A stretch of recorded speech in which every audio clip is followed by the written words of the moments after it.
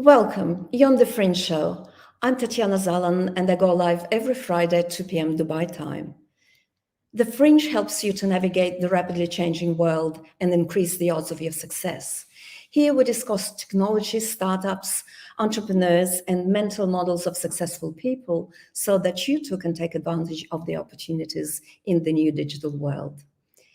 Today is my episode 44, and I have a very unusual title for it. It's called On Tamagotchi Babies, Metaverses, and Space Nations. There was an article, or rather a series of articles that I read a couple of years ago, a couple of days ago actually, on Tamagotchi Kids. And it's kind of very interesting, and it intrigued me, and this is what we're going to talk about. So my question to you is, are you ready for virtual babies? They will look like you, they will cuddle you, they will cost you $25 per month to bring them up in the metaverse, and you can cancel them if they're naughty at any time. Do you like this scenario? I personally don't, and this is why I decided to make the show. Apart from discussing this, this interesting and strange idea, I also thought that I will explore some of the alternatives, more inspiring alternatives to this dystopian future. A usual disclaimer before we go on, the views that I express here on the show are my own, and they do not reflect the official views of institutions and other organizations I'm associated with or employed by.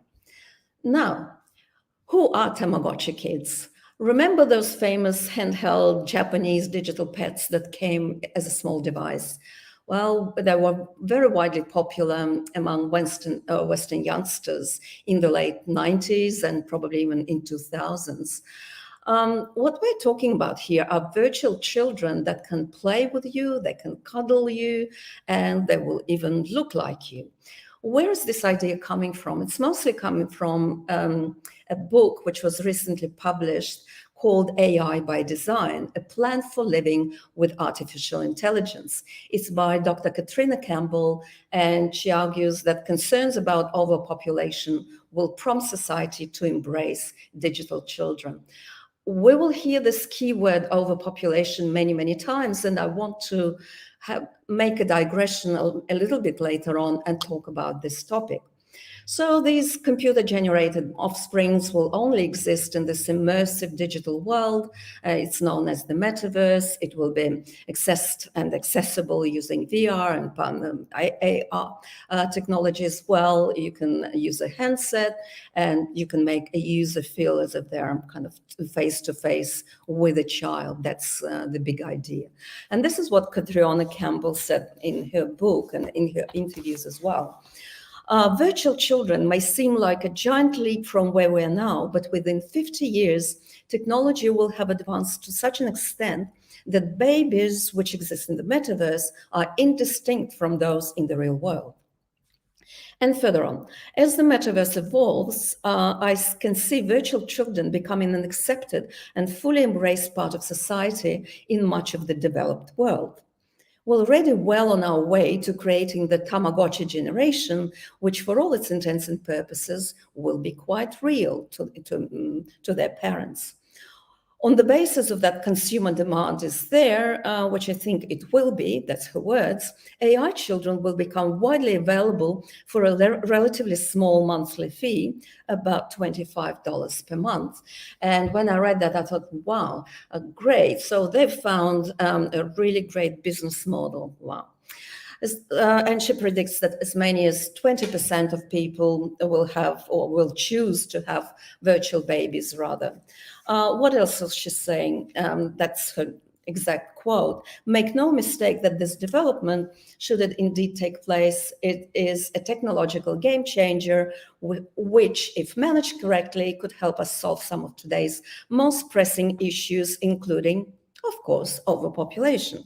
The virtual children would have, according to those who are designing these virtual babies, would have very much photorealistic features and bodies and faces, and that's thanks to AI and machine learning technologies. And they would be able to recognize and respond to their parents with the help of voice analysis and facial tracking. If you're not looking for full-time kids, well, you can simply switch off your child at any point in time. If a child becomes a teenage monster, as they usually do, that's the job of young children, right, of teenagers, well, you can simply cancel your subscription. Virtual children will have a minimal impact or on the environmental cost, environmental impact. When the tech is ready, they are saying it could offer tailored experiences to each user looking for a virtual baby. So it will be a very personalized experience. Now, going back to this point about overpopulation, let's see what people who are really got very deep into this topic think about the so-called overpopulation. And one of them is Hans Rosling. Hans Rosling, unfortunately, he passed away a few years ago. He was a professor at Karolinska Institute in Sweden. He's also a very famous public health expert, and he's a statistician. And he's a great presenter. He really has a way with statistics and data presentation. If you've never heard about him, please go to Google or YouTube rather, and Google one of his talks, Let My Data Set Change Your Mindset. Is absolutely entertaining, hilarious, and you will learn so much. Rosling's favorite topics are really two. One is population growth, and the other one is the truth about the developing world, what's happening there in developing countries. And this is a truth that much of the developed world doesn't know much about. For example, if you ask an average Brit how many children would a Bangladeshi family have or a Bangladeshi woman have, they would probably say 5, 6, 7, whatever the case might be. But the reality is that it's only 2.5 and declining. So this overpopulation is kind of a little bit of a myth. There are lots of vast spaces all over the planet that are not even inhabited yet. And in his TED video in particular, Hans Rosling explains why ending poverty over the coming decades is crucial to stop population growth. So according to him, this issue can be resolved through ending poverty. And only by raising the living standards of the poorest in an environmentally friendly way will the population by 2050 will be somewhat around 9 billion mark. Now, this is all great on theory. Are there any implementations of this? And the answer of these artificial virtual babies or Tamagotchi kids, and the answer to that is yes. There is a New Zealand company which is developing a proof concept for virtual children. The name of the company is Baby Hex. And that's an experiment by, as I said, New Zealand-based company and called Soul Machines. Oh my God, what a name. And it's aimed at humanizing AI to make it more appealing to the public to interact with. The virtual brain's baby is composed of course, algorithms that deduce what is good and what is bad. Researchers programmed the brain to respond to certain commands and also use recognition tools to allow it to identify words and images. They then enable Baby X to learn how to respond to interactions, just like a real baby. For example, if a researcher holds the word milk, then the baby identifies the letters and say the word. The researcher then praises the baby for doing so or giving the correct answer verbally, and that releases virtual dopamine. The baby then will learn that correctly identifying the word milk is good, and so will learn to do so more so in future. It's like reinforcement learning, really, and it's similar to a real baby. It will help baby Hicks to decide how to react to certain situations. I don't know what you think about it, but to me, that particular company, what they're doing is seems to me like Skinner's behaviorism on steroids. Well, I have a problem with virtual babies. The very idea that you can have virtual babies on a subscription basis in a metaverse, to me, reduces the complexity of human activity, consciousness, love, thought, joy of parenthood, and reduces it to a simple human machine or human technology interaction or paradigm, if you will.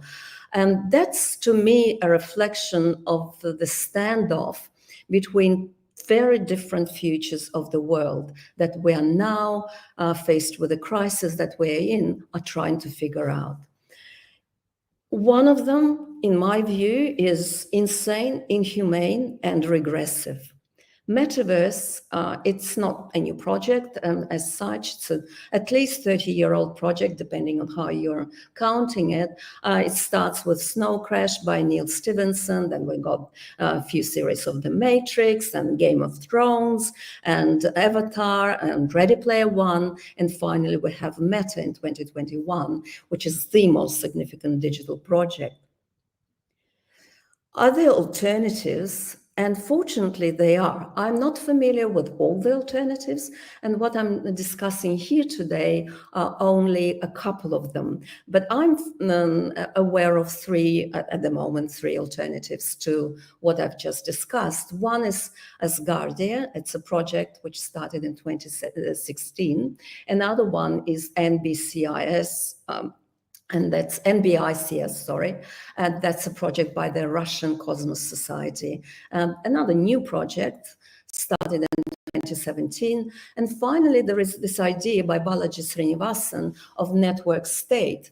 And that's, he consolidated his ideas. He's a thought leader and entrepreneur in an upcoming book under the name of the network state. But I'm not going to talk about it because it's still not released. It's about to be released in summer. But I think whatever he's got to say deserves a very serious look. So today I'm going to talk about these two projects, Asgardia and NBICS by the Russian Cosmic Society. So what's Asgardia? And I looked at their website and what they're saying, did a little bit of research. Well, Asgardia is, as they call themselves, the space nation. It was formed, or rather established, announced at the Ritz Hotel in Paris in 2016. The leader of the project, now head of state, is Dr. Igor Ashurbayli. He is of Azerbaijani scientist. He announced the creation of this first space nation. He's got a PhD in engineering and specialization in computer science. The project itself is officially called Space Kingdom of Asgardia. There are almost all the continents are represented there. When I looked at the map, who is where the users are, it's Asia, Africa, Latin America, and the US. A lot of countries altogether, and it's more than 1 million people at the moment, 1 million Asgardians. They have their own constitution, their own parliament. They release 3 own satellites into the space, and they want to be recognized by the UN. Their mission, according to their website, reads like so. It aims to unite people in a transnational, equal, and progressive society to build a new home for humanity in space and protect our cradle, planet Earth. Our key scientific goal, they say, is facilitating the first human childbirth in space, a crucial step on our path to immortality as a species. Compared to the Tamagotchi babies, right? Do you feel the difference? And to achieve these scientific goals and build the society of the future, they're creating a fully fledged, independent digital state recognized by earthly nations. Asgardia aims to ensure peaceful space exploration. They want to protect our home planet from cosmic threats and eventually lead the development of new space law to prevent militarization of the space, which of course many of you would know is a problem at the moment. They have a decentralized economic system powered by cryptocurrency. The cryptocurrency is called Solar. It's a stable coin which is pegged 1-to-1 to euro, and their support, the stable coin itself, is supported by funds deposited at an international bank. So if you're interested in this project, everybody can join, as long as you're a dreamer, you can become an Asgardian scientists, inventors, IT specialists, engineers, entrepreneurs, lawyers, educators, rise poets, artists, philosophers. All of them can join Asgardia. So I thought it's really a very, very different future. It's going into space. And if Asgardia is focusing on the physical expansion into space, the Nbics project, the Russian Cosmos Society project, is more about cosmic expansion of consciousness. While we don't necessarily are flying into the space, we can still be on Earth, but our consciousness is going to be expanded to comprise space. It's a project, as I mentioned, by the Russian Cosmos Society starting in 2017. What they want to develop and to nurture a new kind of global identity and a different model of society, which is somewhere at the interaction between human, technology, society, nature, and cosmos itself. It's very different from the human technology model, which is, as we discussed, very reductionist of the metaverse. Cosmos and nature are not even part of this paradigm. And meta or metaverse, if you look at that, it's the us humans that are being objects there. We're separated, we're switched off from society, cosmos, and nature. Metaverse is kind of a new world designed and furnished by multinational corporations. It belongs to them. It doesn't belong to us. Going back to this project, the key principles and values are, well, digitalization is in the service of humans, sustainable development of human life. It's not about profit maximization and domination. Human beings are looked at and conceptualized, if you will, as subjects and creators. They are not objects and users or customers. They're creating an economy which is decentralized versus centralized and owned by all the participants. The project itself has the synthesis of three scientific and technological schools. The West, and particularly it's informed by theories of singularity and of zero growth. East, with its principles of harmony, and of course, Russian theories of sustainable development of human life, and kind of sub-theories, subfields within that, conscious universe, expansion of time and space, and the so-called no systems. And since we mentioned this term, let's look at what is a no system, or noosphere rather. It's a philosophical concept which was developed and popularized by the Russian-Ukrainian biogeochemist Vladimir Vernadsky, as well as Edouard Leroy and the French philosopher and Jesuit priest Pierre Teilhard de Chardin. The word itself comes from the Greek nous, from which is mind, and of course sphere. The noosphere, according to this worldview, is the third stage of Earth's development after the geosphere, which is rocks, water, and air, and then the biosphere, all the living things like us and animals. And these three spheres build on each other. For example, our thinking needs to embody in the biosphere by the living brains of human beings and our technology. So the noosphere can be seen really as the rise of a planetary superorganism integrating all geological and biological and human and technological activities to a new level of planetary functioning. Human thought, according to this philosophy, is material, and actually, this is confirmed by empirical studies. Human thought is material, and we can change the world which is around us through our thoughts.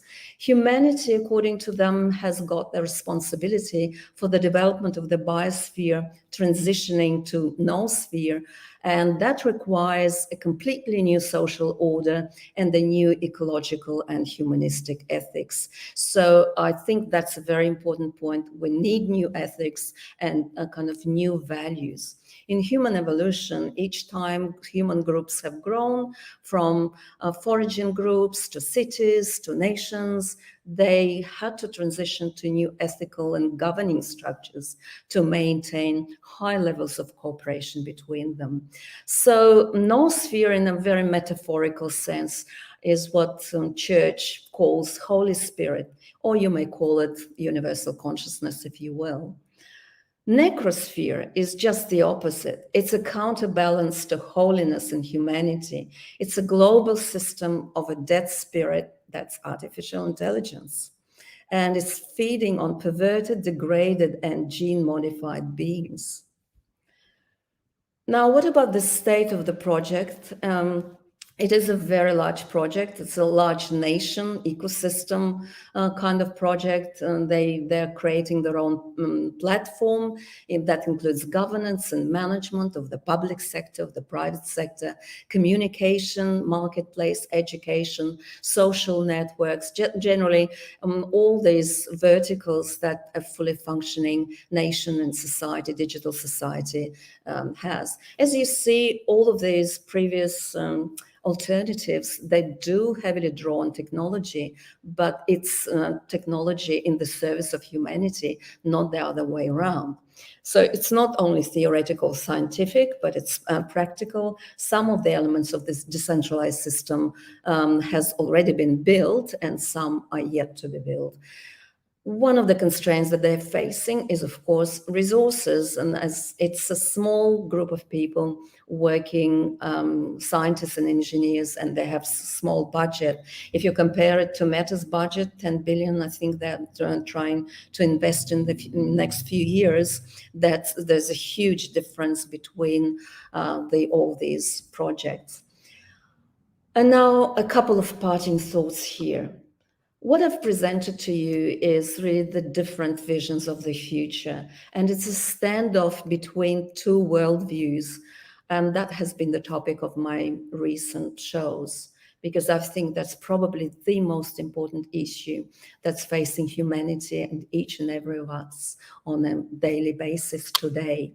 What unites these projects, apart from the technology part, that they all go beyond the physical boundaries of planet Earth, one way or another.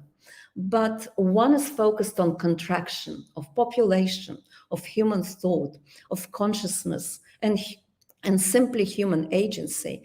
And it's driven by profit maximization, market dominance, and subscription models.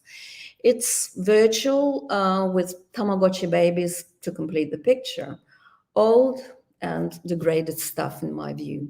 And thankfully, we have all these alternatives. One alternative is focusing on expanding human life into space. Asgardia is working on that. And another one on building a nation scale and perhaps one day global scale digital platform to run a digital economy underpinned by cosmonosphere's principles. Which one do you prefer? I personally have made my choice.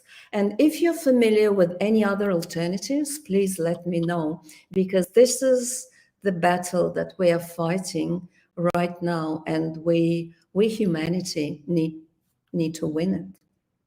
Please let me know. Well, thank you for joining me today, and I will be with you next time, in a week's time, at 2 p.m. Dubai time on Friday. Thank you once again.